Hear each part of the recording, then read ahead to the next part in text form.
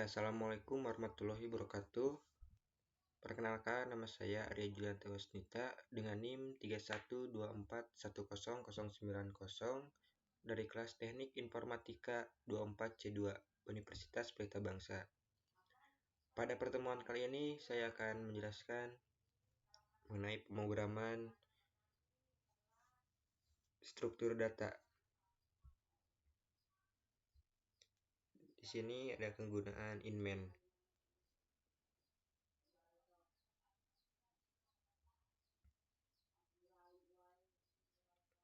Fungsi utama inmen: tempat eksekusi program dimulai. Contoh inmen.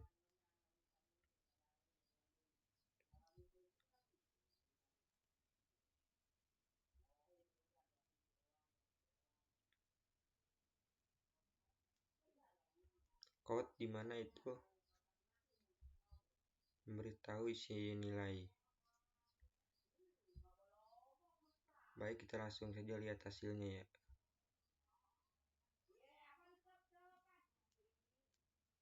Hello World.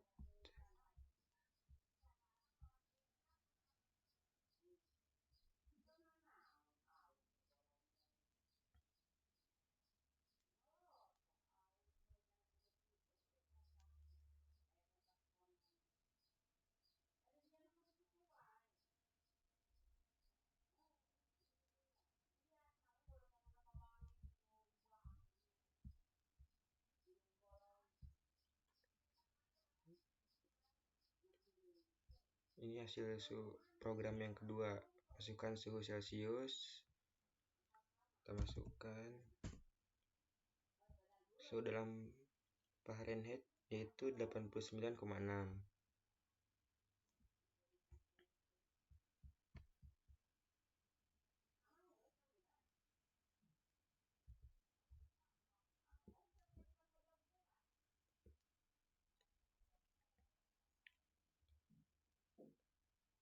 Selanjutnya masuk ke program yang menerima nama pengguna dan umur. Kita lihat hasilnya. Di sini masukkan nama Anda.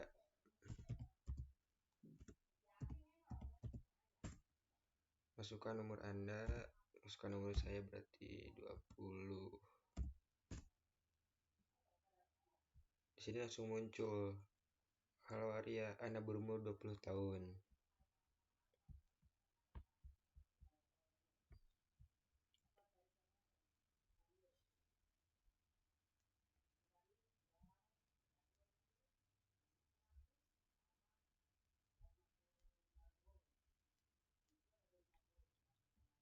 Masuk ke penjumlahan, program penjumlahan. Masukkan angka pertama, kita masukkan angka kedua. Hasil penjumlahan 3. Berikut contoh program tersebut berjalan. Ya, selanjutnya ke sintaks percabangan.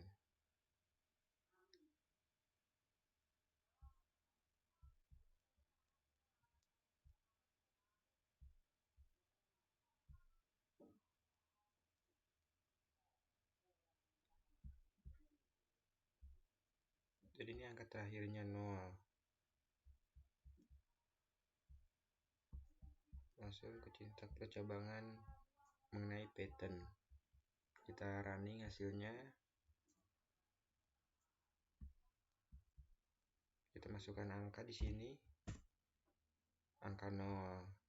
Karena di sininya angkanya 0.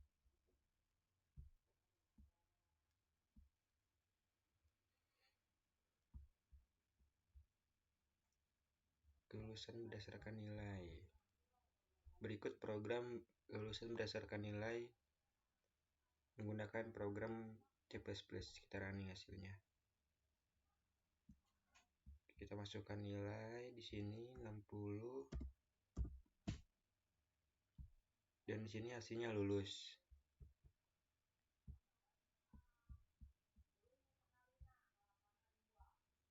Di sini kelulusan berdasarkan nilai menggunakan program Python. Masukkan nilai Anda. dan hasilnya sama, lulus. Berarti program tersebut benar ya.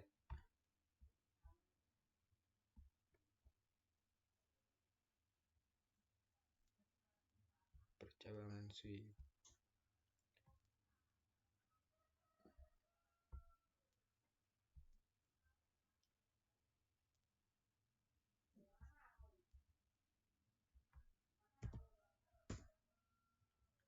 Di sini kita program melihat hari ya, dari hari 1 sampai hari ke-7. Jadi kita bisa milih salah satu lalu samain sama yang di programnya apakah benar apa enggak.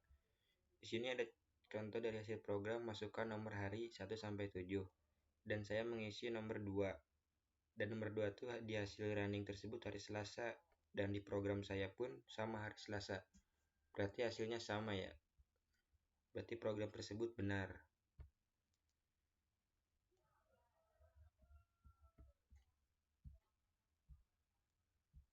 Kalkulator sederhana.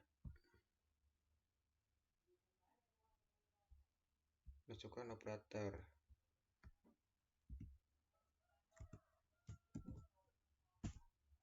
Masukkan 2 angka.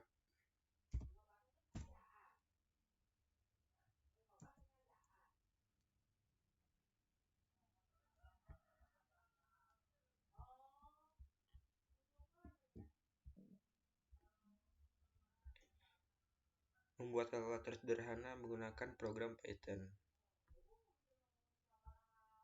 Masukkan operator. Masukkan angka pertama. Masukkan angka kedua. Operator tidak valid dan hasilnya sama, operator tidak valid.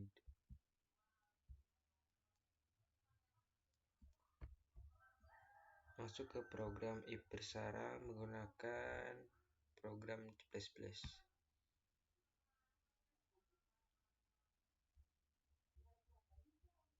Masukkan angka, kita kasih angka 0 sebagai contoh.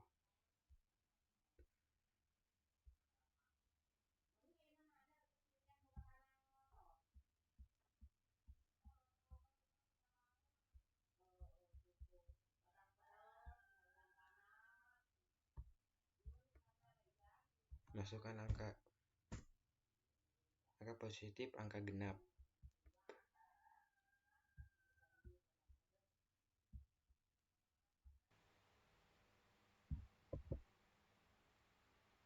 Ya, lanjut ke pertemuan 4. Di sini ada perulangan for. Sedikit penjelasan. Perulangan for di sini ada in. In yaitu sama dengan 1, yang dimana program itu dimulai dari 1.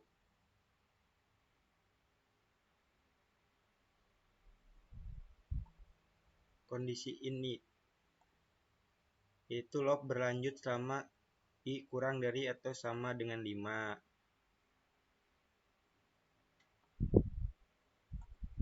Sini program i++, yaitu menambahkan nilai 1 ke nilai i setiap iterasi. Kita lihat hasil programnya. Baik, ini hasil programnya muncul. Berarti program tersebut benar ya.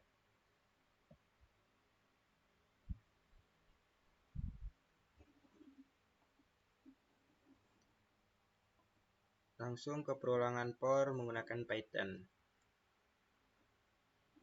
Hampir sama penjelasannya seperti perulangan for yang menggunakan C++. Kita tampilkan hasilnya. Dan hasilnya sama. Yang bedanya tuh cuma programnya doang, yaitu yang pertama kita pakai C++, yang perulangan for yang kedua kita pakai Python.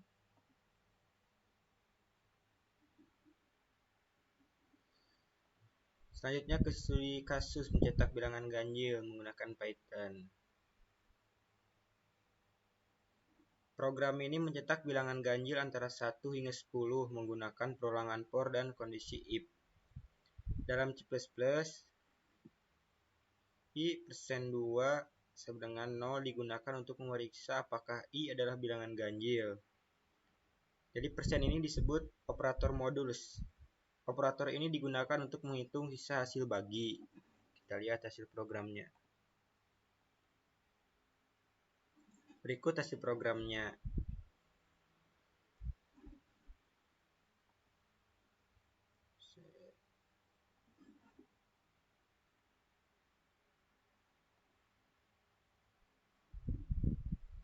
Masih sama penjelasan seperti tadi. Yang membedakan ini program ini menggunakan Python ya. Hasilnya sama. Berarti program tersebut berjalan dengan benar. Kita masuk ke sintaks WLOP. Sedikit penjelasan, program C++ akan terus melakukan perulangan selama kondisi I terpenuhi. Jadi nilai I bertambah 1 setiap iterasi menggunakan I++. Berikut hasil programnya. Iterasi ke-1, 1, iterasi kedua, 2, dan seterusnya sampai ke 5.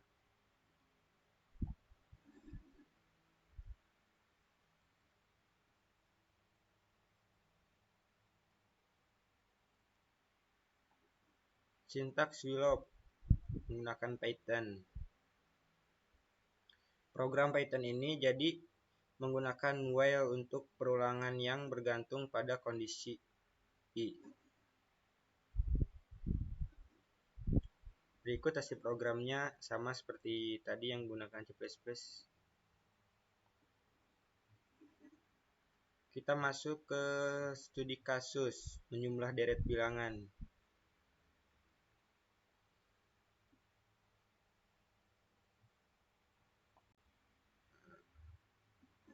Jadi program ini menjumlahkan semua bilangan dari 1 hingga 10 menggunakan perulangan while. Kita lihat hasil programnya. Jadi jumlah deret 1 sampai 10 yaitu 55.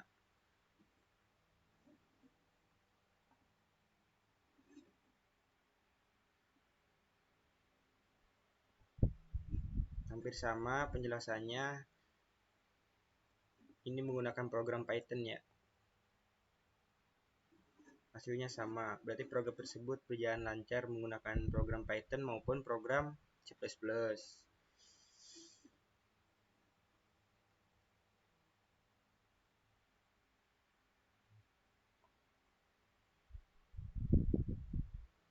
Kita masuk ke sintaks WLOP menggunakan C++. Jadi Dewey memastikan bahwa blok kode dijalankan setidaknya sekali meskipun kondisinya salah. Program ini akan melakukan perulangan setidaknya 1 kali, kemudian memeriksa kondisi I. Baik, kita lihat programnya.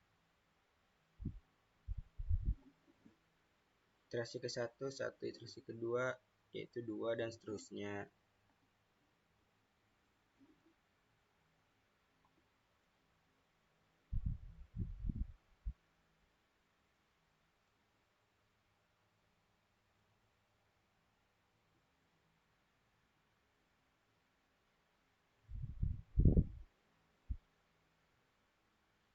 Kita masuk ke program studi iterasi menghitung total elemen dalam array.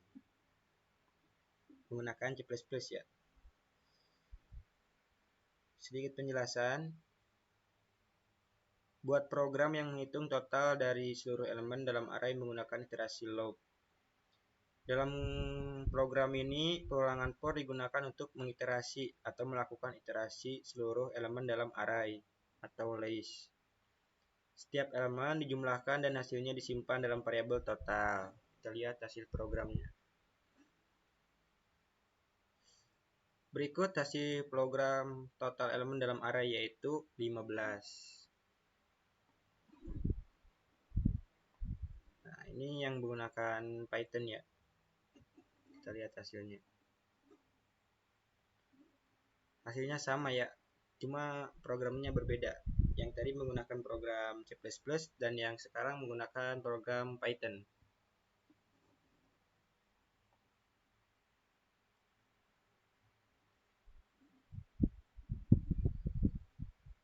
Masuk ke program mencari nilai maksimum menggunakan C++. Jadi program yang mencari nilai maksimum dalam array menggunakan iterasi. Program ini menggunakan iterasi untuk memeriksa setiap elemen dalam array atau list dan membandingkannya dengan nilai maksimum saat ini. Jika ditemukan nilai yang lebih besar, maka nilai maksimumnya diperbarui. Baik, kita langsung lihat programnya. Nah, ini hasil dari program nilai maksimum dalam array, yaitu hasilnya 30. Ini menggunakan program C++ ya. Kita lihat ini menggunakan Python, apakah hasilnya sama. Kalau salah berarti programnya ada yang salah ya di program Python ini.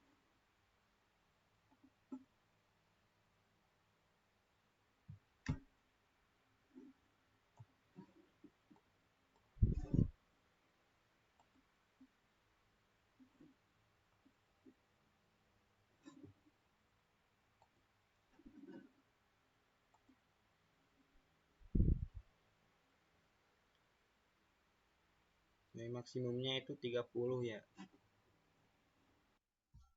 Selanjutnya ke pertemuan 5. Di sini ada bilangan prima. Berikut hasil pemrogramannya setelah decoding.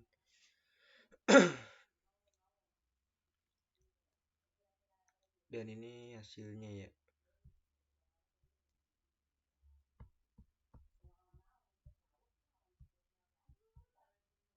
Default parameter.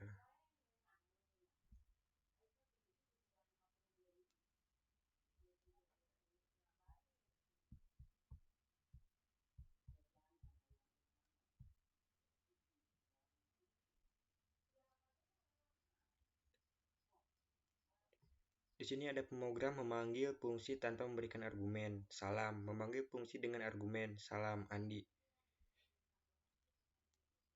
Dan di sini hasilnya halo Andi, selamat datang. Berarti pemrogram tersebut benar.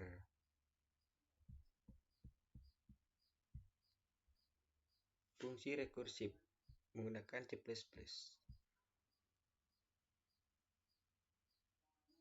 Faktorial dari 5 adalah 120. Berarti program tersebut berjalan dengan benar.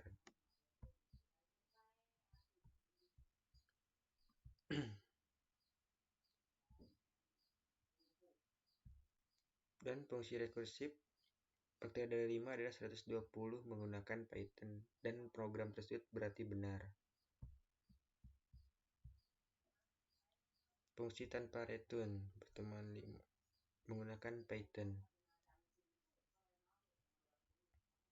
Halo, selamat datang. Berarti ya, program tersebut benar.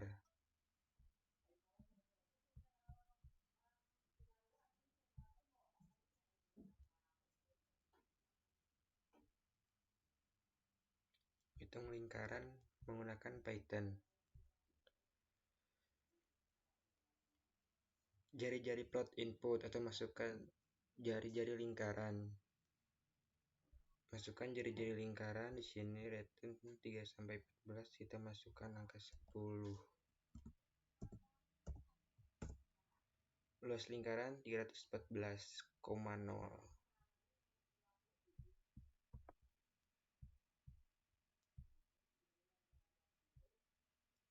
Jarak tempuh. Fungsi untuk menghitung jarak tempuh. Float hitung jarak, kecepatan, waktu. Return kecepatan kali waktu. Kita lihat hasilnya. Masukkan kilometer per jam.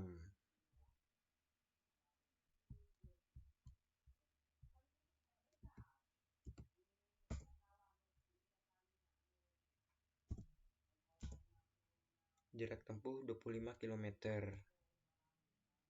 Berarti program tersebut berjalan dengan benar.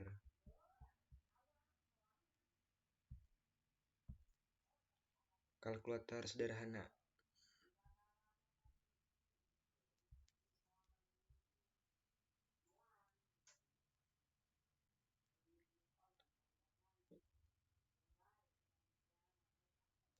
Tambah 12 dan hasilnya kurang 8 dan kali hasilnya 20 dan bagi hasilnya 5.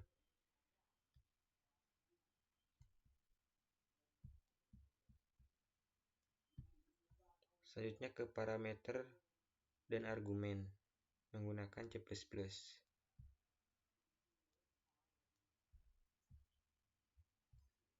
Dan hasilnya 7. Di sini kan ini hasil dari penambahan 3 tambah 4 sama dengan 7. Dan program tersebut berjalan dengan benar.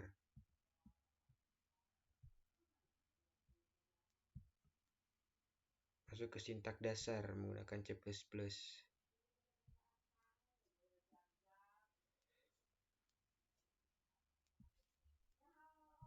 Sini hasilnya 7.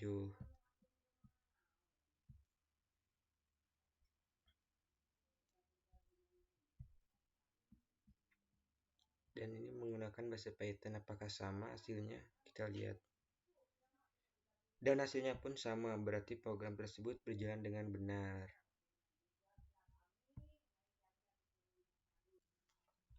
Selanjutnya masuk ke pertemuan 6.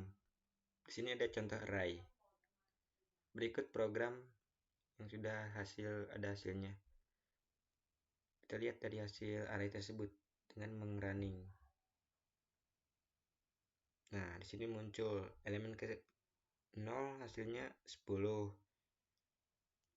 Elemen ke 1 hasilnya 20. Elemen kedua hasilnya 30 dan elemen ketiga 40 dan elemen keempat 50. Berarti program tersebut benar. Next, langsung ke contoh list array menggunakan Python.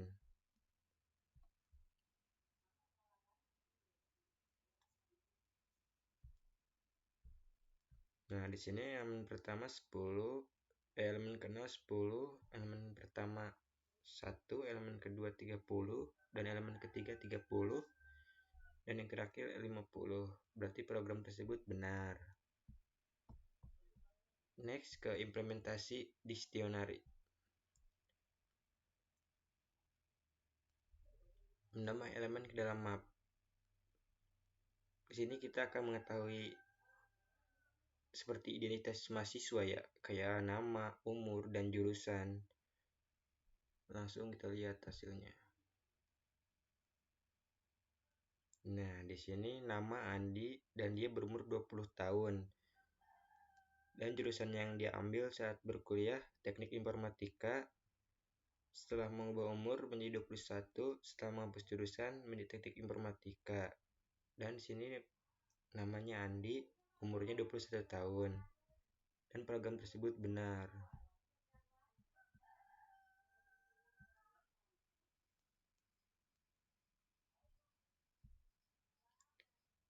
Next, masuk ke implementasi QW.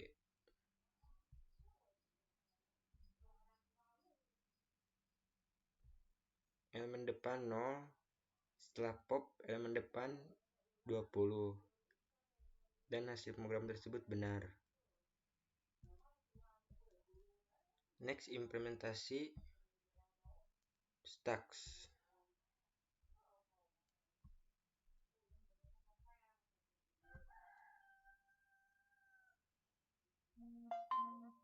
Dan elemen teratas 3, setelah pop elemen teratas 2.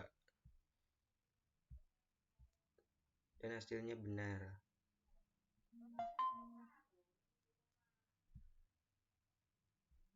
Menambah elemen menggunakan Python. Kita lihat hasilnya. Elemen dalam list di sini ada 10,20,30. Setelah menambah elemen 40, elemen dalam list berarti menambah hasilnya. Dari 3 ini berarti menjadi 10,20,30 dan 40. Jadi setelah di print, setelah menambah elemen 40, elemen dalam list berarti bertambah, yaitu 40. Dan hasilnya benar. Mengakses elemen.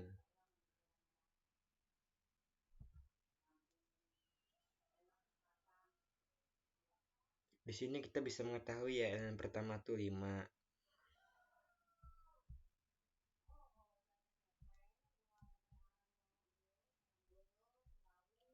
Langsung mengakses elemen menggunakan Python. Apakah hasilnya sama? Nah, di sini elemen pertama 10, elemen ketiga 30, dan elemen terakhir 50. Ini elemen yang diakses doang ya. Dan yang atas elemen berdasarkan indeks.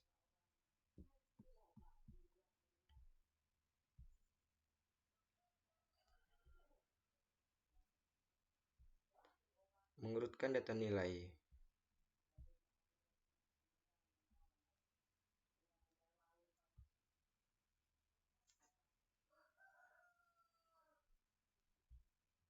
Nah, di sini deklarasi list dengan beberapa nilai. Di sini ada nilainya 90, 70, 80, 60, dan 65.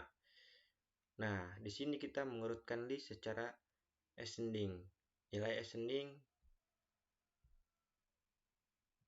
Dan yang terakhir kita mengurutkan list secara descending. Jadi, kalau mengurutkan list secara ascending tuh, kita mengurutkan dari yang kecil sampai yang besar. Nah, kalau mengurutkan list secara descending, yaitu kebalikannya dari yang terbesar ke yang terkecil. Di sini berikut hasil dari runningan, hasil dari program tersebut. Di sini kita bisa lihat daftar nilai setelah diurutkan menurut ascending. Yang saya bilang tadi, kalau ascending itu dari yang terkecil sampai yang terbesar. Di sini ada 60, 70, 80, 85, dan 90. Dan di sini daftar nilai setelah diurutkan menurut descending. Yang tadi saya bilang dari yang terbesar ke yang terkecil. Dan di sini hasilnya 90, 85, 80, 70, dan 60. Berarti program tersebut benar. Next ke program tanpa return point.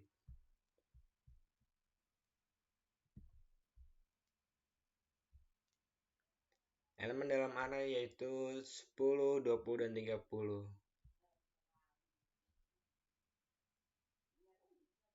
Menampilkan elemen dalam array. Dan ini hasil dari elemen dalam array. 10, 20, 30. Berarti sama ya sama yang di program codingannya. Dan hasilnya pun sama, berarti program tersebut berjalan dengan benar. Ya, lanjut ke pertemuan 9. Di sini kita akan membahas mengenai mencari identitas nama. Di sini ada nama Andi. Apakah nama tersebut bisa berjalan sesuai programnya? Langsung saja kita lihat ya. Nah, dan program tersebut berjalan dengan lancar dan di sini muncul hasilnya yaitu namanya Andi.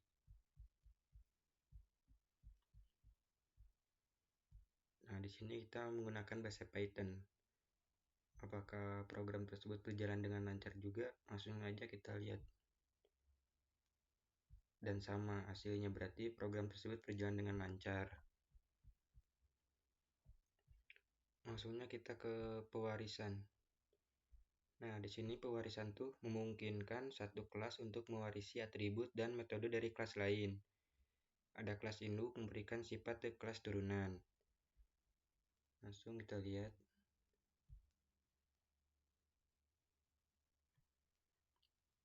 Nah, di sini kita muncul, halo, saya orang, saya belajar, dan menyapa. Berarti program tersebut berjalan dengan lancar.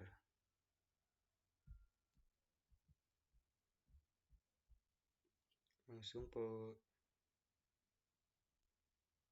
polimorfisme. Jadi polimorfisme itu memungkinkan metode yang sama untuk berperilaku berbeda tergantung pada objek yang memanggilnya. Langsung saja kita lihat. Nah, ini berikut hasil dari ini program tersebut. Jadi ini kayak seekor anjing yang mengeluarkan ini ya, kayak apa namanya, mengguguk gitu. Dan hasilnya program tersebut berjalan lancar.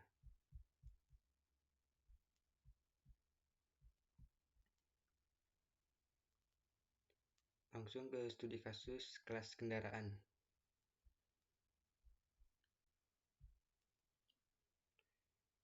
Kelas kendaraan dengan atribut merek dan kecepatan.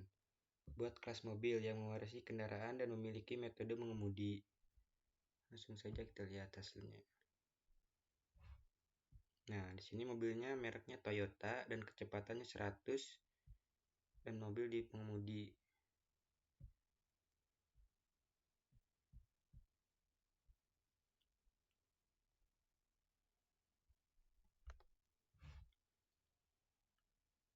Ke kelas dana objek. Ini kayak identitas diri lagi ya, perkenalan gitu ya. Mencari nama dan mencari tahu umurnya. Langsung aja kita lihat. Nah, di sini nama saya Andi, umur saya 20 tahun. Berarti program tersebut berjalan dengan lancar.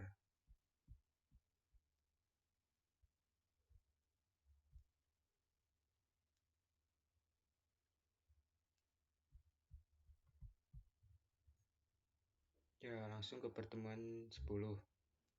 Di sini kita akan membahas exception handling menggunakan bahasa C++. Di sini kita sedikit penjelasan ya. Di sini ada kegunaan throw. Throw digunakan untuk melempar error. Lalu di sini ada kegunaan chat. Chat menangkap dan menangani error. Baik, kita lihat langsung hasilnya.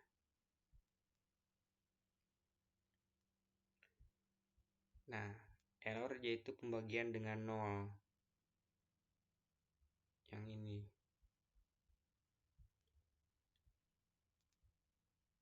Selanjutnya kita exception menggunakan C++.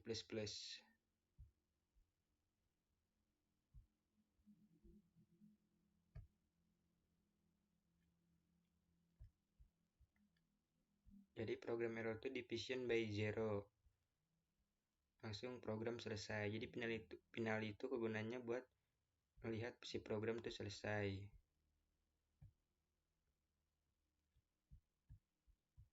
Masuk ke jenis option.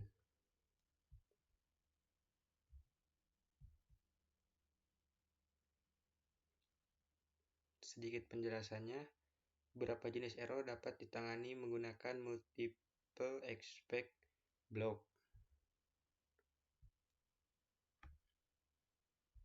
Nah, di sini kita masukkan angka 10. Nah, hasilnya 1,0.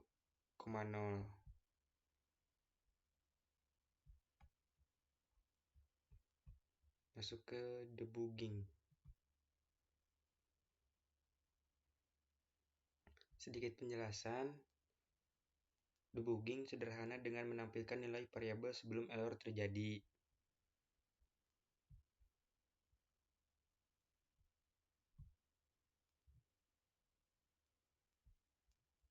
Jadi nilai A adalah 10 dan nilai B adalah 0.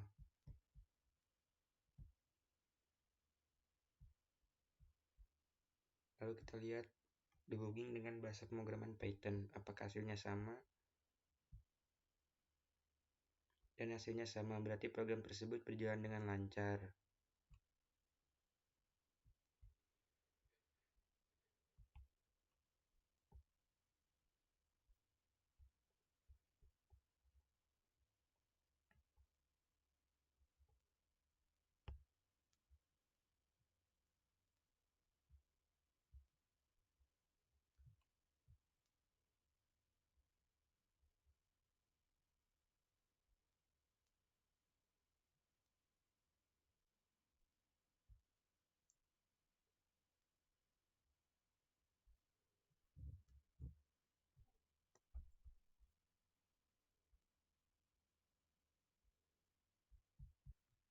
Ya, lanjut ke pertemuan 11, kita akan membahas metode pemrograman membuka file di Python.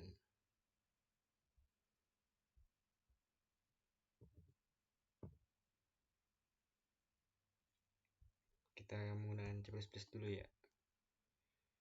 Sedikit penjelasan di sini. Offstream digunakan untuk membuka file dalam mode menulis. Lalu fileout menutup file setelah selesai.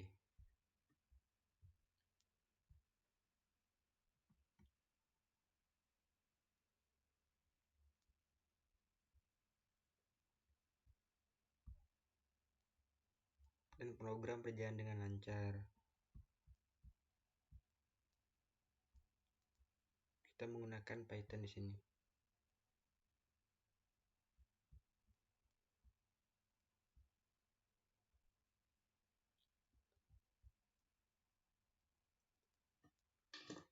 Selanjutnya ke menulis data ke file di Python.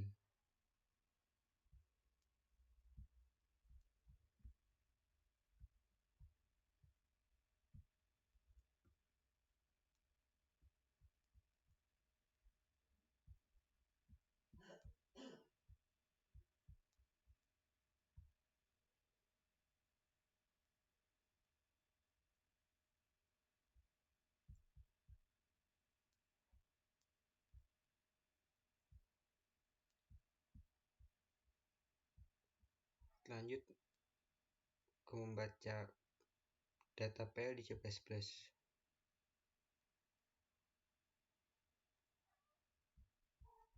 Sedikit penjelasan.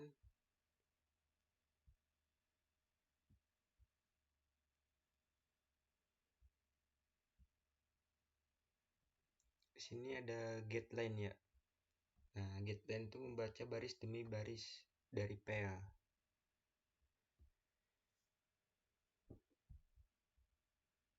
Contoh penulisan data ke file.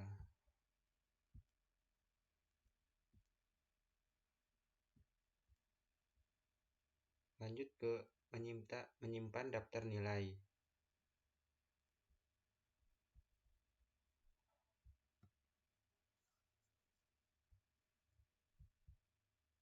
Programnya berjalan dan tidak ada yang error.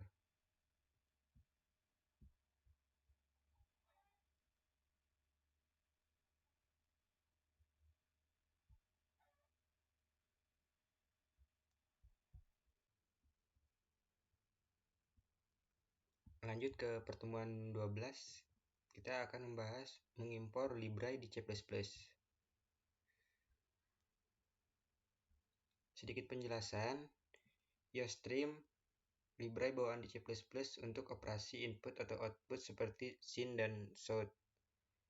Lalu ada CMAT, libray bawaan untuk operasi matematika seperti SQRT atau akar kuadrat, dan POW atau pangkat dan lain-lain. Fungsi SQRT, menghitung akar kuadrat dari 25 dan menghasilkan 5. Baik, kita lihat hasilnya apakah benar 5. Nah, dan hasilnya pun akar kuadrat dari 25 yaitu 5. Berarti program tersebut berjalan dengan benar.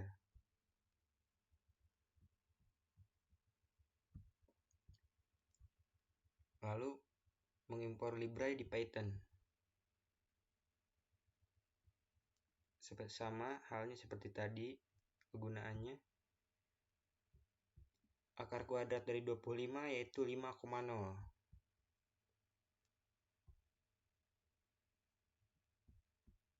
Masuk ke libray extra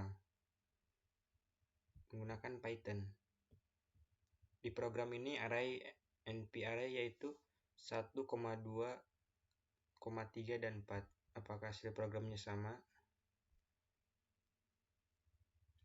Dan hasil array numpy hasilnya sama, 1, 2, 3, dan 4.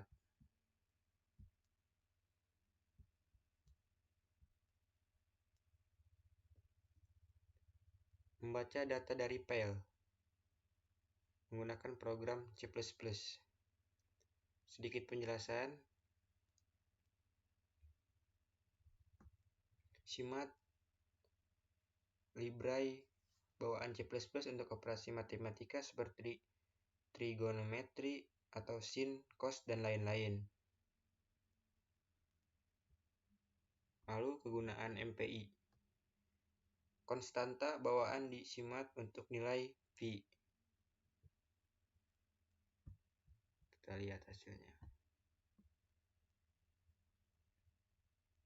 Dan sin 45 derajat hasilnya 0.707107.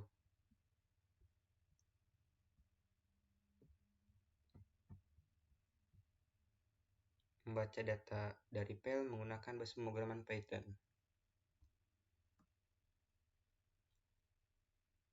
Dan ini hasil dari program tersebut hasilnya.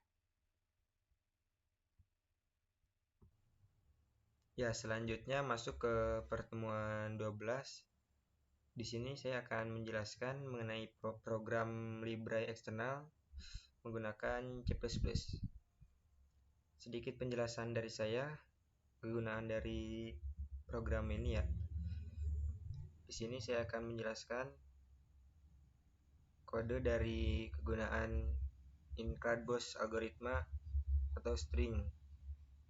Ya, di sini kegunaannya dia berguna untuk mengimpor pustaka BOS yang berisi fungsi manipulasi string. Langsung ke kegunaan string S. Di sini dia berguna untuk mengidentifikasikan variabel string dengan nilai awal. Selanjutnya ke kode BOS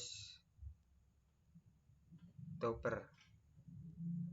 Di sini kegunaannya mengubah seluruh karakter dalam string S menjadi huruf kapital. Di sini ada cout. Dia berguna untuk menampilkan string hasil perubahan ke layar. Baik ya, kita coba menjalankan program tersebut ya. Pertama kita ke menu ini titik 3 lalu klik terminal. Ini terminal. Nah, di sini saya akan masukkan kode ya dari program tersebut.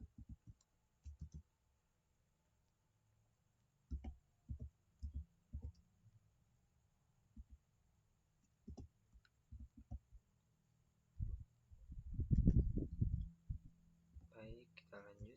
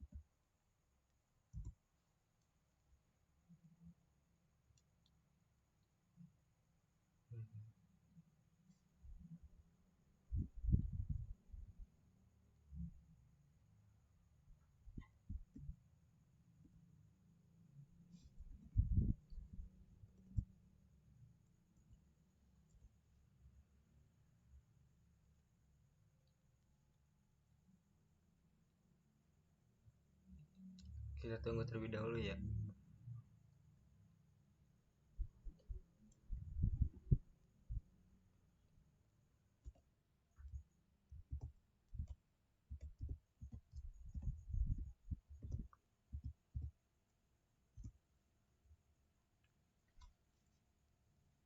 Ya, ini tampilan dari hasil program tersebut ya. Dan hasil programnya tuh begini tampilannya, jadi push library-nya tuh muncul. Berarti program tersebut berjalan dengan benar. Ya, lanjut ke pertemuan 13. Di sini saya akan membahas program menggunakan dialog di C++, yaitu program Qt. Sedikit penjelasan dari saya, di sini ada Q input dialog ya, yang dimana kegunaannya yang pertama membuka dialog input untuk pengguna memasukkan teks. Dan yang kedua, parameter digunakan untuk memeriksa apakah input berhasil. Selanjutnya ke QMeshBox, yang dimana kegunaannya menampilkan pesan dengan informasi berdasarkan input pengguna. Selanjutnya app exit, yang dimana memulai event lob aplikasi Qt. Baik, kita langsung lihat ya running hasil programnya.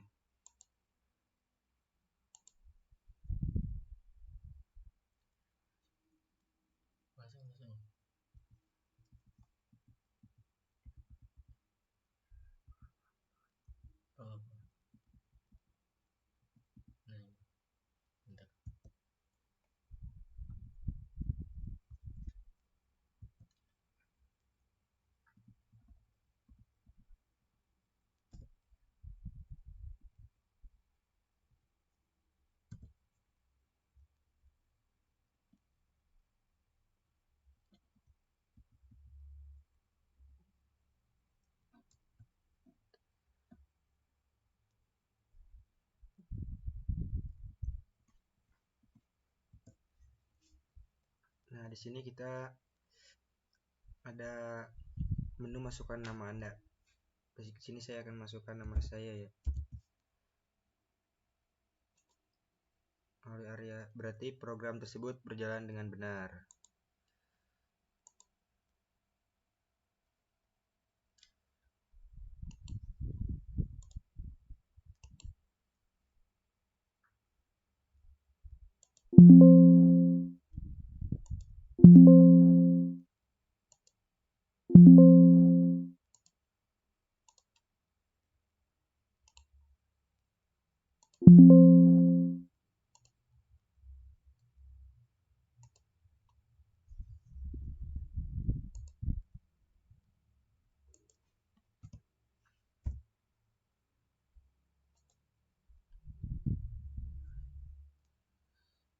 Lanjut ke Qt kedua ya, yang dimana menambahkan menu bar di program C++. Sedikit penjelasan ya dari Q menu bar. Dia berfungsi untuk membuat menu bar di aplikasi. Selanjutnya ke file menu, yang dimana berguna menambahkan item exit ke menu file.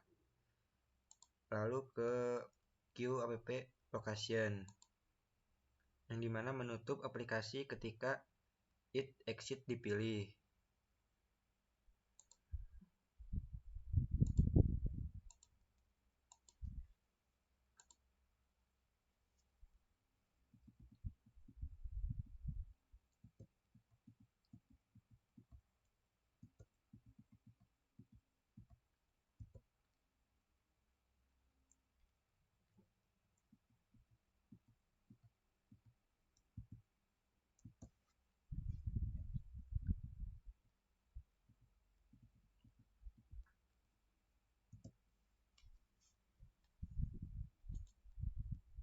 Di sini ada tampilan ini ya, file exit ya. Ketika kita mengklik ini, lalu dia akan keluar.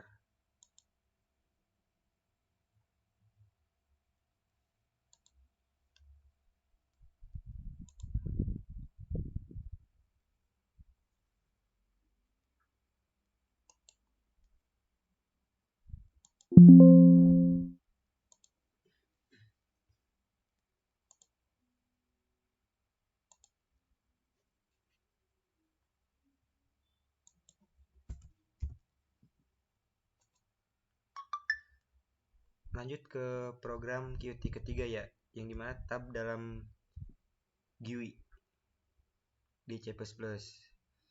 Ya, sedikit penjelasannya ya dari kegunaan program tersebut ya. Di sini ada QTab WinSet. Jadi dia berfungsi untuk membuat tab antarmuka dalam aplikasi. Selanjutnya ke Add Tab. Dia berfungsi untuk menambahkan tab dengan konten, widget, dan label. Selanjutnya ke tab widget. Menampilkan tab di jendela aplikasi.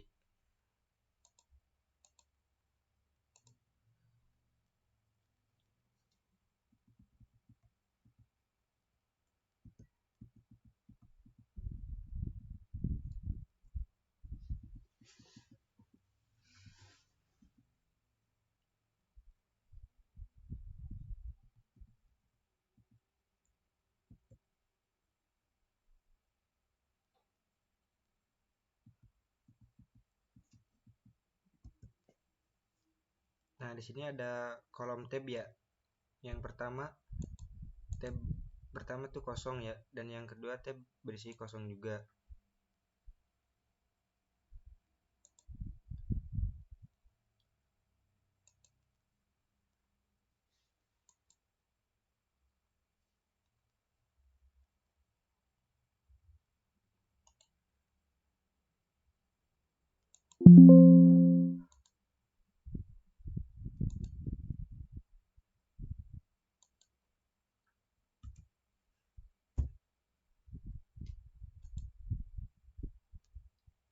Lanjut ke program Qt keempat ya, yaitu studi kasus validasi POM di C++.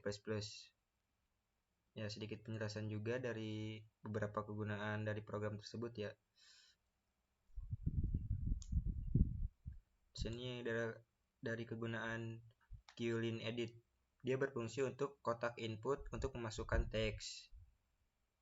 Lalu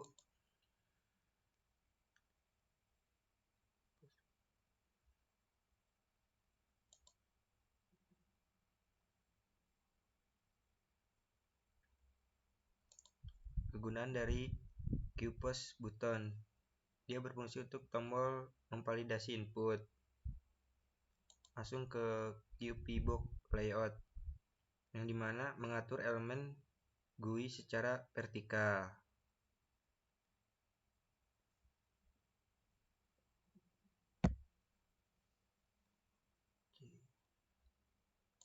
Lanjut ke QObject Connect, yang dimana berfungsi untuk menghubungkan aksi klik tombol dengan fungsi validasi.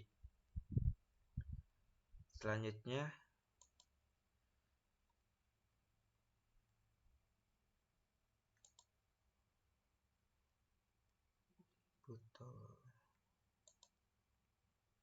ke input toin.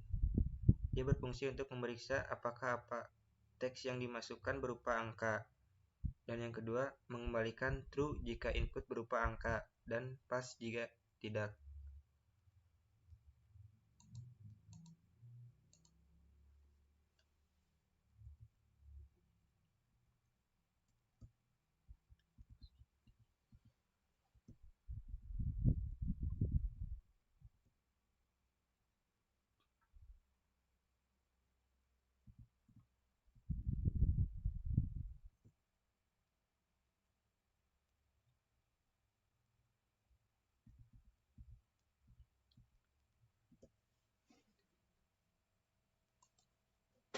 Sini ke menu validasi ya.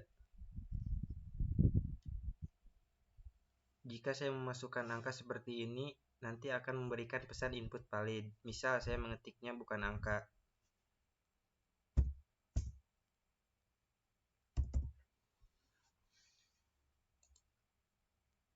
Kalau saya mengetik berupa angka, program tersebut akan menunjukkan input valid. Kita coba bukan angka ya. Dan input harus berupa angka. Berarti program tersebut benar.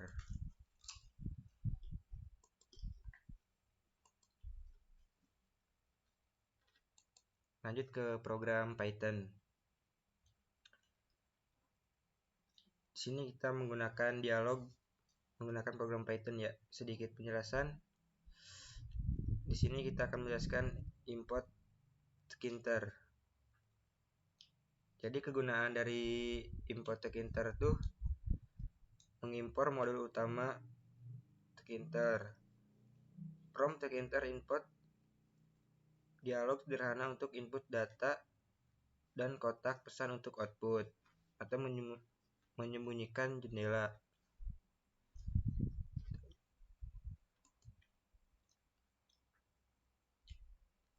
Masukkan nama Anda.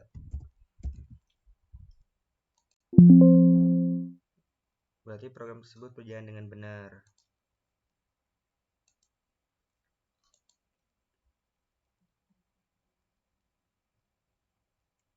Lanjut ke program Python, menu bar tkinter.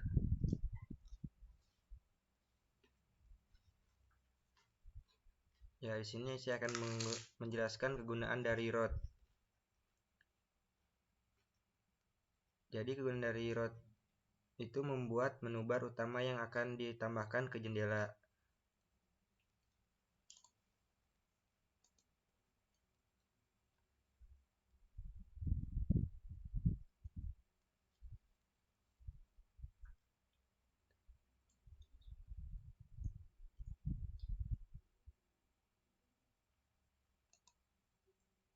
Di sini ada tampilan PL exit ya. Ketika kita mengklik exit, maka programnya akan keluar.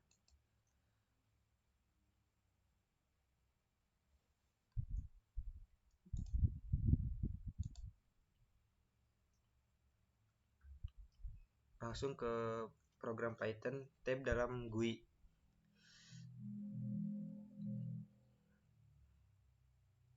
Ya, di sini kegunaan dari notebook,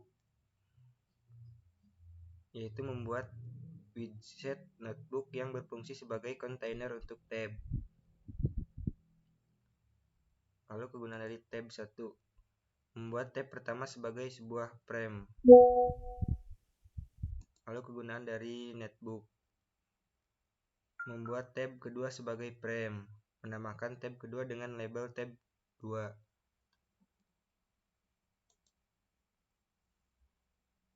Nah, nanti muncul ya tampilan di programnya tuh tab 1 dan tab 2, yaitu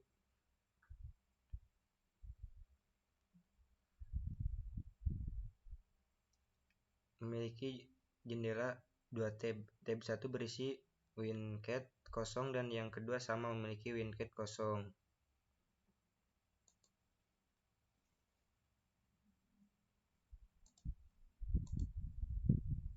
Lanjut ke program Python validasi POM.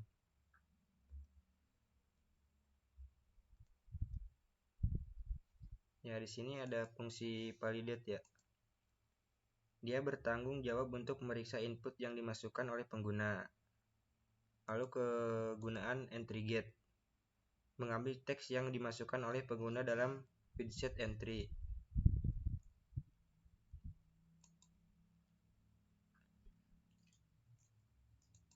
Kegunaan dari route, membuat objek jendela utama untuk aplikasi.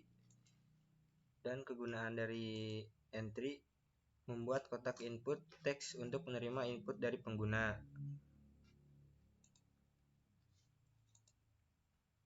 Lalu kegunaan dari button pack,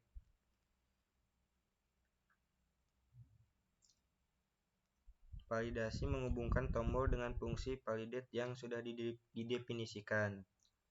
Dan terakhir kegunaan dari run main loop, dia memulai loop utama aplikasi. Ini penting agar aplikasi tetap berjalan dan merespon input pengguna. Baik, kita lihat programnya. Di sini ada menu validasi ya.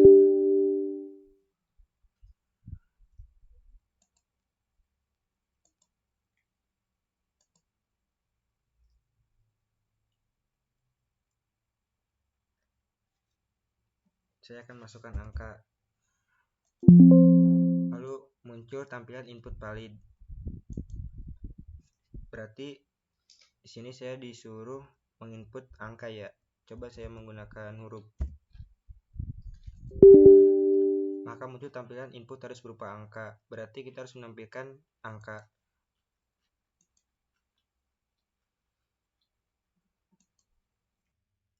Ya, lanjut ke pertemuan 14.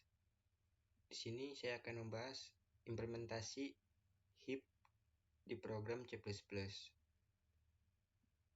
Sedikit penjelasan, di sini ada priority queue.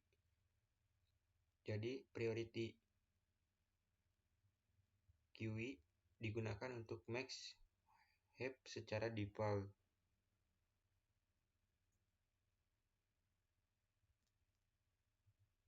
Lalu kegunaan top, mengakses elemen terbesar dalam heap. Dan kegunaan pop, menghapus elemen terbesar dari heap.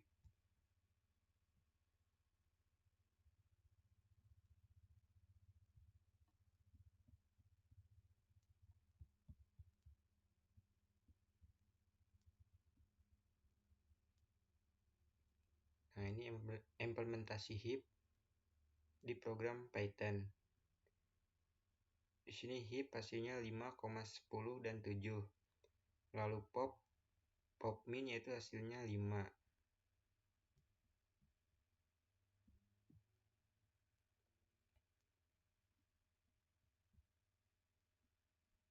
Masuk ke representasi graf menggunakan bahasa C++.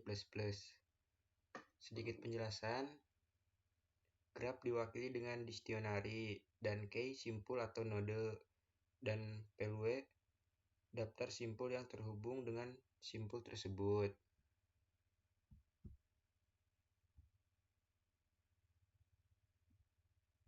Berikut hasil dari program tersebut.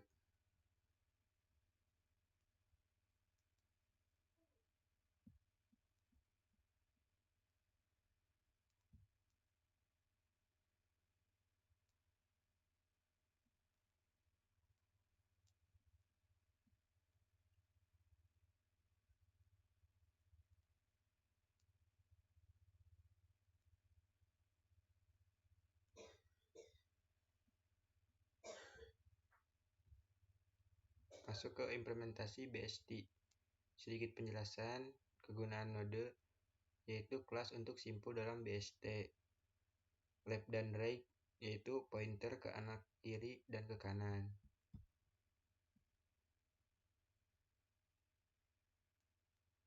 Berikut hasil program tersebut, yaitu root dari value yaitu 10.